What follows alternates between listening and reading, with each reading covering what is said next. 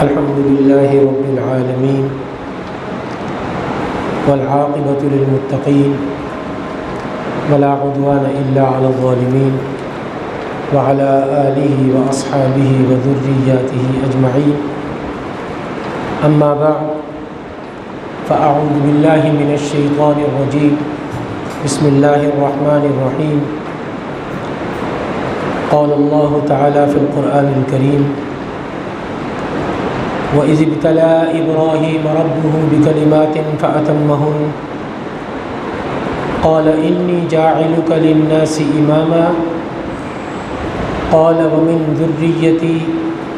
قَالَ لَا يَنَالُ عَهْدِ الظَّالِمِينَ. وقال الله تعالى في سورة الصف: فلما أسلم وتله للجبين وناديناه أن يا إبراهيم قد صدقت الرؤيا إنا كذلك نجزي المحسنين إن هذا لهو البلاء المبين وفديناه بذبح عظيم وتركنا عليه في الآخرين سلام على إبراهيم كذلك نجزي المحسنين إنه من عبادنا المؤمنين. صدق اللہ العظیم. رب اشرح لي صدری ویسر لي امری واحلل عقدۃ من لسانی یفقهوا قولی. آمین یا رب العالمین. بزرگان محترم، السلام علیکم ورحمۃ اللہ وبرکاتہ.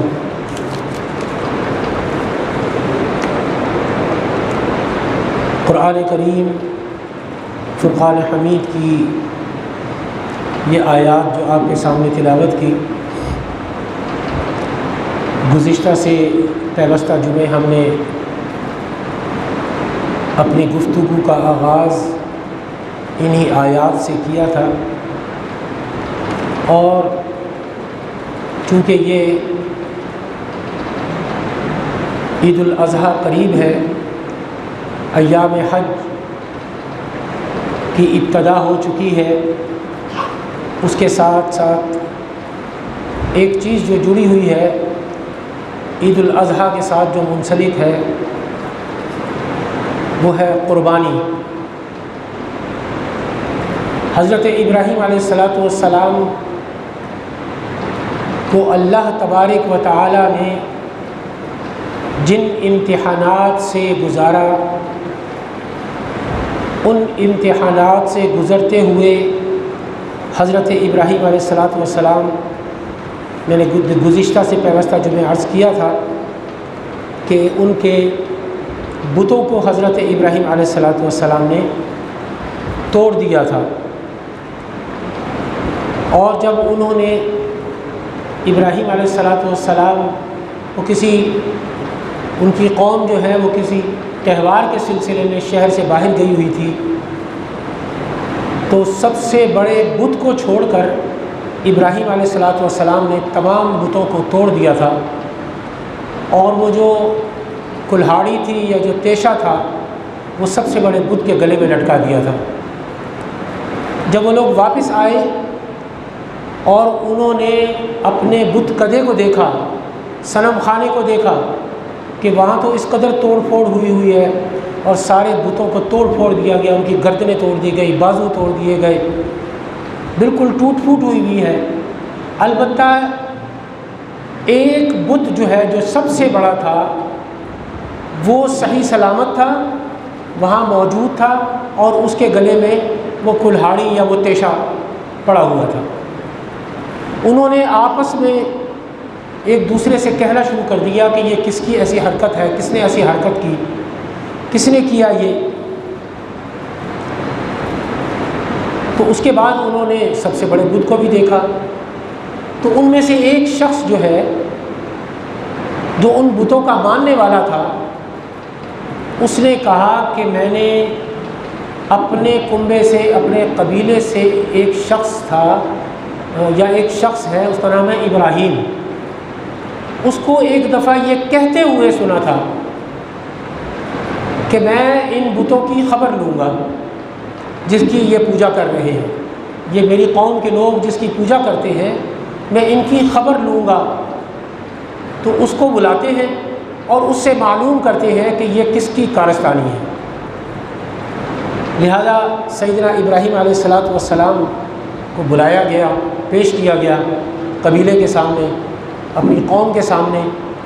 اور ان سے معلوم کیا گیا کہ بھئی یہ جو ہمارا سب سے بڑا صنم خانہ تھا،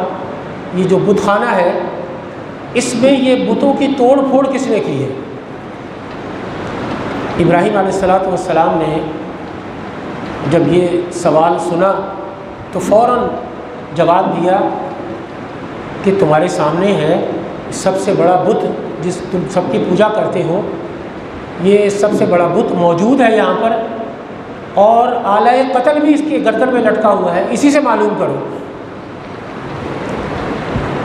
اس سے معلوم کرو کہ یہ کارستانی کس کی ہے۔ قالوا أأنت فعلت هذا بآلهتنا يا إبراهيم قال بل فعله كبيرهم هذا فاسألوهم إن كانوا ينطقون۔ تو ابراہیم علیہ السلام نے کہا کہ تم اسی سے پوچھ لو۔ فرجعوا إلى أنفسهم فقالوا إنكم أنتم الظالمون۔ کیوں ابراہیم تو نے ہمارے خداؤں کے ساتھ یہ حرکت کی ہے؟ تو ابراہیم علیہ السلام نے جواب دیا ثم نكسوا على رؤوسهم لقد علمت ما هؤلاء ينطقون، کہ یہ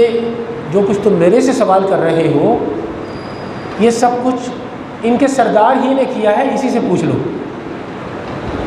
ما هؤلاء ينطقون، تو پھر قال افتعبدون من دون الله ما لا ينفعكم شيئا ولا يضركم اف لكم ولما تعبدون من دون الله افلا تعقلون۔ تو وہ کہنے لگے کہ ابراہیم تو کیسی باتیں کر رہا ہے، اگر یہ بولتے ہوتے تو یہ ہمیں بتا نہ دیتے۔ یہ سن کر وہ اپنے ضمیر کی طرف پلٹے اور اپنے دلوں میں کہنے لگے کہ واقعی ہم خود ظالم ہیں، تم خود ظالم ہو۔ پھر ان کی مت پلٹ گئی، اف لکم ولما تعبدون من دون اللہ افلا تعقلون، اور کہنے لگے کہ ابراہیم تو جانتا ہے کہ یہ تو بولتے ہی نہیں، یہ تو حرکت بھی نہیں کر سکتے، یہ تو بولتے ہی نہیں۔ ابراہیم علیہ السلام نے فرمایا کہ تم اللہ کو چھوڑ کر ان چیزوں کی پوجا کر رہے ہو جو تمہیں نہ نفع دے سکتے ہیں نہ نقصان دے سکتے ہیں۔ قال افتعبدون من دون اللہ ما لا ينفعكم شيئا ولا يضركم، کہ تم ایسی چیزوں کی پوجا کر رہے ہو جو تمہیں جو نفع دے سکتے ہیں نہ نقصان دے سکتے ہیں، ان کی پرستش کر رہے ہو، ان کے آگے سجدے کر رہے ہو۔ اف لکم ولما تعبدون من دون اللہ، تف ہے تم پر تو اور تمہارے ان معبودوں پر جس رب کو چھوڑ کر تم ان کی پوجا کر رہے ہیں، اللہ وحدہ لا شریک کو چھوڑ کر، جس نے یہ سب کچھ بنایا، ساری کائنات بنائی، اس کو چھوڑ کر تم ان کی پوجا کر رہے ہیں جو اپنے ہاتھوں سے تراشے ہوئے ہیں تمہارے، تم نے خود ان کو تراشا ہے، ان کی پوجا کر رہے ہیں۔ تو تف ہے تم پر اور تمہارے ان معبودوں پر جن کی تم اللہ کو چھوڑ کر پوجا کر رہے ہو، کیا تم کو کچھ عقل نہیں ہے؟ تم کچھ بھی عقل نہیں رکھتے۔ یہ ابراہیم علیہ السلام ان آیات میں جو ایک آیت ہے فرجعوا الی انفسہم فقالوا انکم انتم الظالمون، یہ والی آیت یہ نہایت قابل غور آیت ہے۔ حضرت ابراہیم علیہ السلام کی اس آیت مبارکہ میں اسلوب گفتگو، انداز تبلیغ کہ کس طریقے سے حضرت ابراہیم علیہ السلام نے اپنی قوم کو تبلیغ کی، کیسی گفتگو فرمائی، کس طرح ان کو سمجھایا کہ دیکھو یہ تم ان کی پوجا کر رہے ہو۔ انداز تبلیغ، استدلال و حجت۔ جب انہوں نے یہ کچھ کہا تو ان مشرکوں کو نہ صرف پریشان کر دیا، وہ جو مشرک تھے، وہ جو ان کے قبیلے کے لوگ تھے، ان کی قوم تھی، وہ پریشان ہو گئے، اور ان کو ابراہیم علیہ السلام کی انداز تبلیغ نے لاجواب کر دیا، بلکہ اس کا اس حد تک اثر ہوا کہ لوگوں نے، ان قبیلے کے لوگوں نے اپنے گریبانوں میں جھانکا اور محسوس کیا اپنے دل ہی دل میں کہ بات ابراہیم ہی کی صحیح ہے علیہ الصلاۃ والسلام، کہ ابراہیم علیہ الصلاۃ والسلام جو کچھ کہہ رہے ہیں وہی بات صحیح ہے، غلطی پر ہم ہی ہیں۔ یہ قوم کے لوگ خود اپنے آپ سے اپنے دل میں باتیں کر رہے ہیں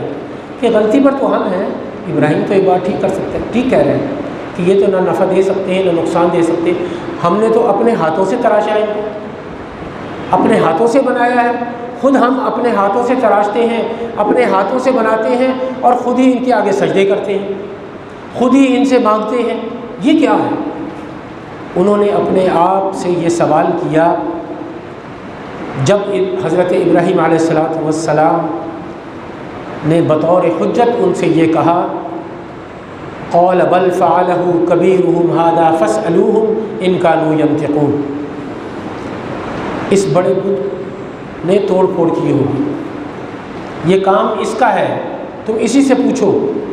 چونکہ یہ وقوع واردات پر بھی موجود ہے اور آلۂ واردات بھی اس کے گلے میں ہے، دونوں چیزیں اس کے پاس ہیں۔ وقوع پر بھی یہ موجود ہے، جہاں یہ واقعہ وقوع پذیر ہوا ہے، جس صنم خانے میں یہ کام ہوا ہے، وہاں پر بھی یہ موجود ہے بڑا بت، اور اس کے گلے میں آلۂ واردات بھی موجود ہے، وہ تیشہ یا وہ ہتھوڑا یا وہ کلہاڑا اس کے گردن میں لٹکا ہوا ہے، ایسی سے پتہ کرو۔ ساری گواہیاں اس بڑے بت کے خلاف جا رہی ہیں، یہ جو تمہارے معبودان باطلہ ٹوٹے پھوٹے پڑے ہوئے ہیں، جگہ جگہ بکھرے پڑے ہیں، اگر یہ بول سکتے ہو تو انہی سے پوچھ لو، اگر یہ بول سکتے ہیں انہی سے پوچھ لو کہ یہ حرکت ان کے ساتھ کس نے کی ہے۔ اس حجت سے انہوں نے اپنے دلوں میں محسوس کیا کہ مت تو ہماری ہی ماری گئی ہے، دماغ تو ہمارا ہی خراب ہو گیا ہے، یہ بت بول کب سکتے ہیں، یہ تو نہ نفع دے سکتے ہیں نہ نقصان دے سکتے ہیں۔ یہ بات ان کی زبان پہ آ ہی گئی کہ اے ابراہیم تو تو جانتا ہی ہے، یہ بول نہیں سکتے، یہ نہ نفع دے سکتے ہیں نہ نقصان دے سکتے ہیں، لیکن دل میں کسی حقیقت کا منکشف ہو جانا اور بات ہے، اور اس حقیقت کو دل و جان سے قبول کر لینا اور اس کا اقرار کر لینا بالکل دوسری بات ہے۔ ان کو معلوم تھا، مشرکوں کو معلوم تھا، ابراہیم علیہ السلام کی قوم کو معلوم تھا کہ یہ ہمارے بڑے بت کا کام نہیں ہے، یہ کسی انسان کا کام ہے،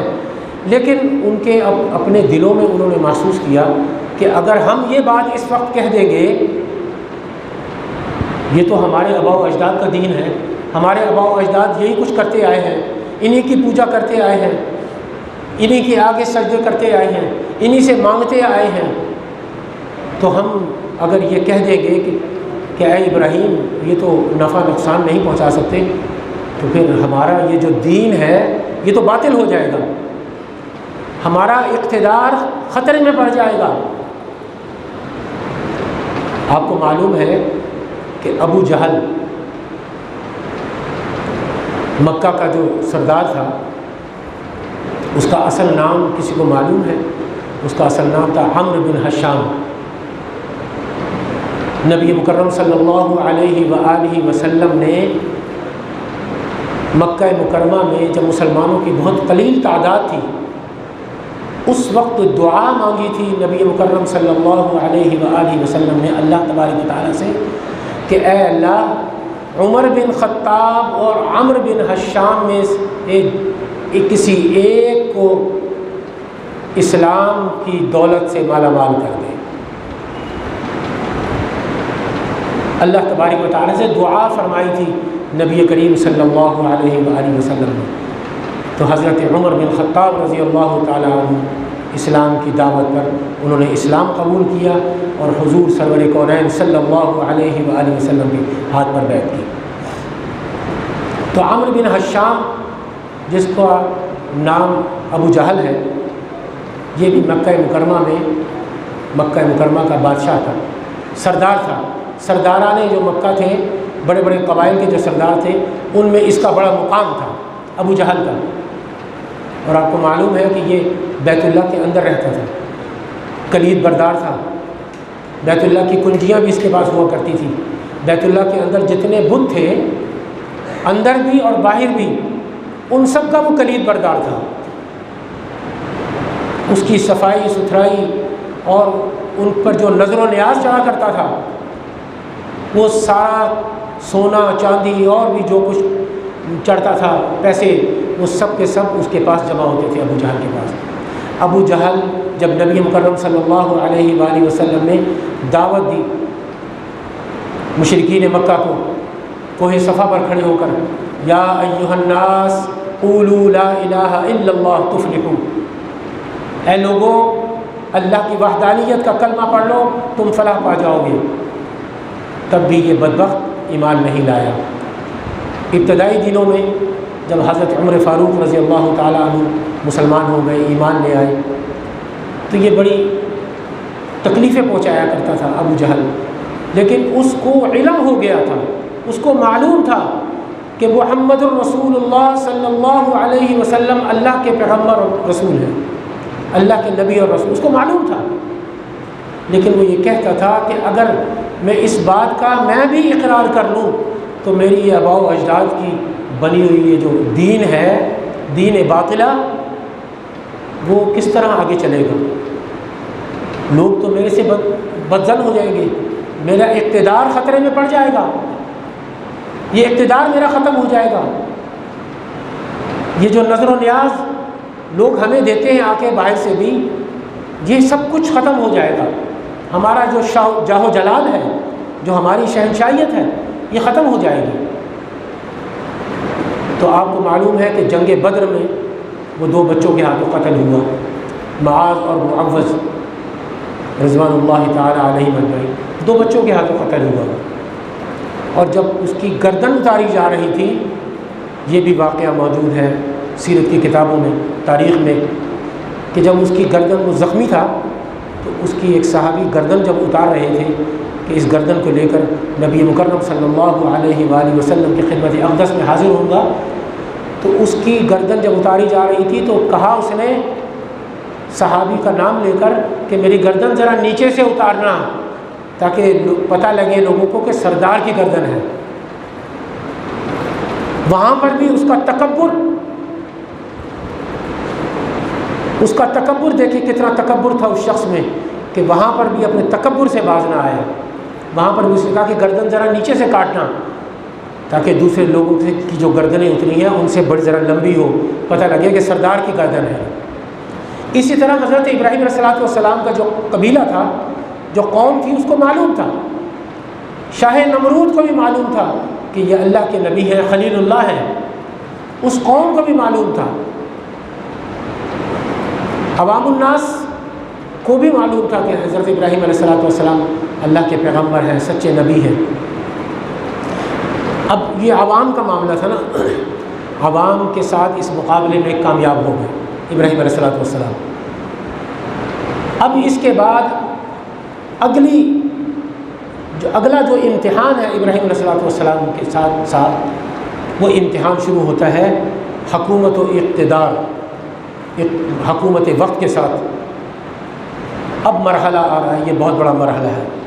اس کے مقابلے کی نوبت آتی ہے، ان سے مباحثہ ہوتا ہے اور ان سے تصادم ہوتا ہے۔ عوام کے ساتھ جو معاملہ ہوا اس کا ذکر اللہ تبارک و تعالیٰ نے سورۃ الصافات میں کیا، اور زیادہ تفصیل کے ساتھ سورۃ الانبیاء میں اللہ تبارک و تعالیٰ نے فرمایا۔ البتہ بادشاہ وقت جو نمرود تھا، اس کے دربار میں جو حاضری ہوئی، اس کے دربار میں جو پیشی ہوئی ابراہیم علیہ السلام کی، اس کا ذکر اللہ تبارک و تعالیٰ نے سورۃ البقرہ میں فرمایا۔ اللہ تبارک و تعالیٰ نے فرمایا کہ أَلَمْ تَرَ إِلَى الَّذِي حَاجَّ إِبْرَاهِيمَ فِي رَبِّهِ أَنْ آتَاهُ اللَّهُ الْمُلْكَ إِذْ قَالَ إِبْرَاهِيمُ رَبِّيَ الَّذِي يُحْيِي وَيُمِيتُ قَالَ أَنَا أُحْيِي وَأُمِيتُ۔ یہ مکالمہ ہے بادشاہ وقت نمرود کے ساتھ ابراہیم علیہ السلام، اور اس کے دربار کے کیا ٹھاٹ باٹ ہوں گے اس زمانے میں، آپ کو معلوم ہے کیا بادشاہ ہوگا، اس لیے کہ اس نے خدائی کا دعویٰ کیا ہوا تھا، وہ بادشاہ وقت تھا، تو اس کا ذکر قرآن کریم فرقان حمید میں اللہ تبارک و تعالیٰ نے اس طرح فرمایا کہ الم تر الی الذی حاج ابراہیم فی ربہ ان آتاہ اللہ الملک، کیا تم نے اس شخص کے حال پر غور نہیں کیا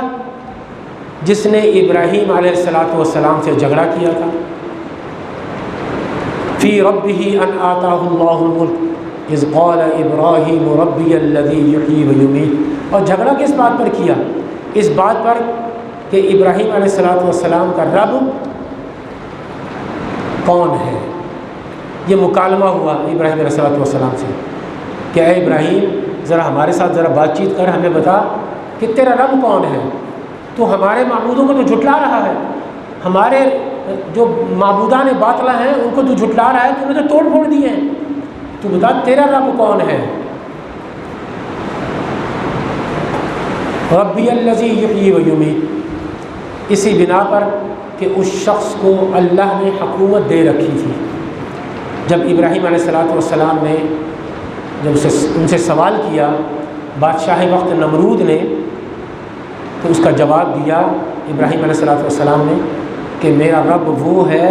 جس کے اختیار میں زندگی اور موت ہے۔ ربی الذی یحیی و یمیت۔ تو وہ جو بادشاہ وقت نمرود تھا اس نے فوراً جب یہ بات کہی نا ابراہیم علیہ السلام نے کہ میرا رب تو وہ ہے جس کے ہاتھ میں زندگی اور موت ہے، تو اس نے فوراً نمرود نے کہا اچھا تیرا وہ رب ہے، یہ تو میرا بھی اختیار ہے،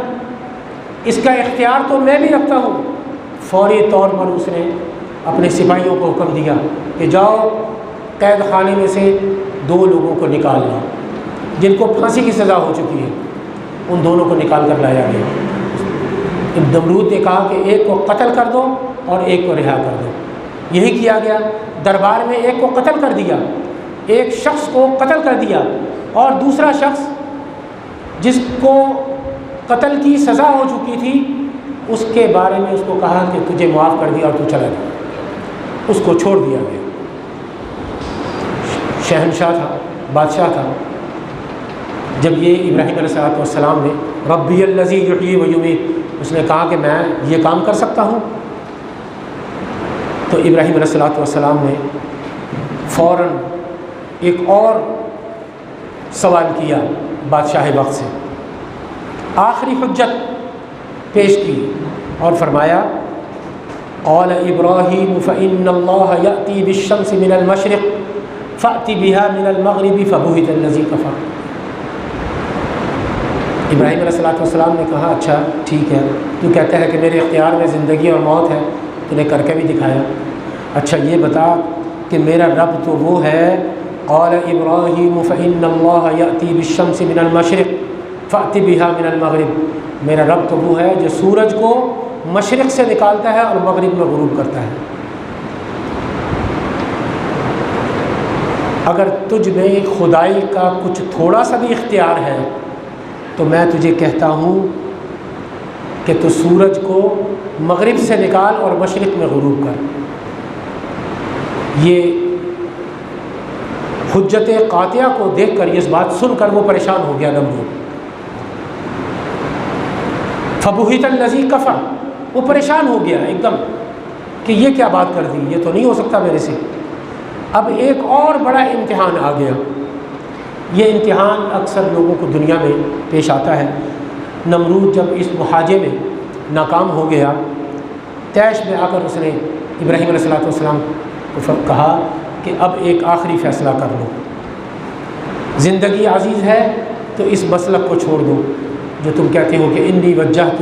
وجہی للذی فطر السماوات والارض حنیفا وما انا من المشرکین، اس مسلک کو چھوڑ دو، دعوت و توحید دینا چھوڑ دو، اور اگر اسی مقصد پر ڈٹے رہو گے، یہ نعرہ لگاتے رہو گے، دعوت توحید لوگوں کو دیتے رہو گے، اللہ کی وحدانیت کا تم نعرہ لگاتے رہو گے، تو موت تمہارا مقدر ہوگی۔ اب یہ فیصلہ کر لو، زندگی عزیز ہے یا موت؟ یہ یوں کہہ لیجئے کہ یا پھانسی کے پھندے کو چوم لو یا ہماری اطاعت قبول کر لو۔ حضرت ابراہیم علیہ السلام کا فیصلہ اس کے سوا اور کیا ہو سکتا تھا کہ اپنے موقف سے 1 انچ بھی ہٹنے کے لیے تیار نہیں۔ ابراہیم علیہ السلام 1 انچ بھی پیچھے ہٹنے کے لیے تیار، 1 انچ کیا 1 ذرہ بھی پیچھے ہٹنے کے لیے تیار نہیں ہے۔ کہتے سوال ہی پیدا نہیں ہوتا کہ میں اپنے الہ کو چھوڑ دوں، اپنے رب کو چھوڑ دوں۔ میرا تو ہمیشہ سے یہی موقف رہا ہے، میرا تو یہی نعرہ رہا ہے، ان صلاتی و نسکی و محیای و مماتی للہ رب العالمین لا شریک لہ و بذالک امرت وانا اول المسلمین۔ زندگی جاتی ہے تو جائے، جان جاتی ہے تو جائے، لیکن توحید کا دامن ہاتھ سے چھٹنے نہ پائے۔ توحید کا دامن نہیں چھوڑوں گا، چاہے میری گردن اڑا دے۔ اللہ کی وحدانیت، اللہ کی توحید کا جھنڈا ہاتھ سے گرنے نہیں دوں گا، میں اللہ کی وحدانیت کا کلمہ نہیں چھوڑوں گا۔ شہنشاہ وقت حضرت ابراہیم علیہ السلام کی یہ عظیمت دیکھ کر طیش میں آ گیا، غصے میں آ گیا، اور اس وقت اس کے غیظ و غضب کا کیا حال ہوگا۔ دربار لگا ہوا تھا، دنیا بیٹھی ہوئی تھی، اور اس دربار میں حضرت ابراہیم علیہ السلام یہ دعوت دے رہے ہیں، یہ نعرہ توحید لگا رہے ہیں، نعرہ بغاوت بلند کر رہے ہیں۔ تو دیکھیے کیسے حضرت ابراہیم علیہ السلام کی عظیمت۔ تو ابراہیم علیہ السلام کو اس نے کہا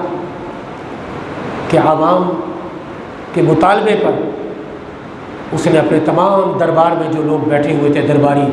اور تمام عوام کو کہا کہ آگ کا الاؤ تیار کرو، یہاں پر ایک بہت بڑا آگ کا الاؤ روشن کرو، لکڑیاں کٹھی کی جائیں، آگ کا الاؤ روشن کیا جائے، اور اس میں اس کو ڈال کر اس کو جلا ڈالیں، یعنی حضرت ابراہیم علیہ السلام کو۔ اس طور پر وہ بادشاہ کہہ رہے ہیں کہ تم اپنے معبودوں کے حق میں اور معبودوں کی حمایت کرو، اگر کچھ کرنا ہی ہے قالوا حرقوه وانصروا آلہتکم ان کنتم فاعلین، لہٰذا انہوں نے ایک آگ کا بہت بڑا الاؤ روشن کیا، آگ دہکائی گئی، اور حضرت ابراہیم علیہ السلام کو بادشاہ وقت نمرود نے حکم دیا کہ اب تمہارا امتحان آتا ہے، اب بتاؤ ہمارے معبودان باطلہ کی حمایت کرو گے یا اللہ کی وحدانیت کا کلمہ پڑھو گے؟ اس میں کود پڑنے کے لیے کہا کہ اگر تم نہیں مانتے، اگر تم ہمارے معبودوں کو برا بلا کہنے سے نہیں باز آتے، تو ہم تمہیں حکم دے رہے ہیں کہ تم اس آگ میں چھلانگ لگاؤ اور اپنے آپ کو جلا ڈالو۔ قالوا حرقوه وانصروا آلہتکم ان کنتم فاعلین۔ حضرت ابراہیم علیہ السلام کو اس میں کود پڑنے کا حکم دیا گیا۔ حضرت ابراہیم علیہ السلام نے اللہ کے حکم سے اس میں چھلانگ لگا دی، وہ اس میں کود پڑ گئے۔ اس کو بھی علامہ اقبال رحمۃ اللہ علیہ نے بڑی خوبصورتی سے پیش کیا کہ بے خطر کود پڑا آتش نمرود میں عشق، عقل ہے محو تماشائے لب بام ابھی۔ حضرت ابراہیم علیہ السلام اس میں کود گئے۔ قلنا یا نار کونی بردا وسلاما علی ابراہیم، اللہ تبارک و تعالیٰ نے اس آگ کو حکم دیا۔ حضرت ابراہیم علیہ السلام جب اس میں کودے، اللہ تبارک و تعالیٰ نے فوری طور پر اس آگ کو حکم دیا کہ تو اے آگ، قلنا یا نار کونی بردا وسلاما علی ابراہیم، اے آگ تو حضرت ابراہیم علیہ السلام پر ٹھنڈی ہو جائے۔ تاریخ میں آتا ہے کہ ابراہیم علیہ السلام پر وہ آگ ٹھنڈی ہو گئی، بجھ گئی، ٹھنڈی ہو گئی، اور حضرت ابراہیم علیہ السلام کو اس ٹھنڈ نے اپنی لپیٹ میں لے لیا۔ تاریخ میں آتا ہے کہ اس وقت دنیا میں جہاں جہاں بھی آگ کے الاؤ روشن تھے یا چولہے روشن تھے، وہ سب کے سب ٹھنڈے ہو گئے۔ حضرت ابراہیم علیہ السلام کا یہ معجزہ ہے۔ انشاءاللہ آئندہ جمعے قربانی کے معاملے میں مزید عرض کروں گا، وقت کم ہے، گرمی بھی بہت زیادہ ہے۔ اللہ تبارک و تعالی ہماری قربانیوں کو قبول فرمائے۔ جو لوگ اس سال بھی حج بیت اللہ سے محروم ہیں، اللہ تبارک و تعالی سے دعا فرمائیں کہ رب العالمین آئندہ سال بیت اللہ کے دروازے سارے مسلمانوں پر کھول دیں۔ اللہ تبارک و تعالی سارے مسلمانوں کو بیت اللہ کا دیدار نصیب فرما دے اور مدینہ منورہ کا دیدار نصیب فرما دے، ہماری آنکھوں میں ٹھنڈک پڑ جائے۔ وآخر دعوانا الحمد للہ رب العالمین۔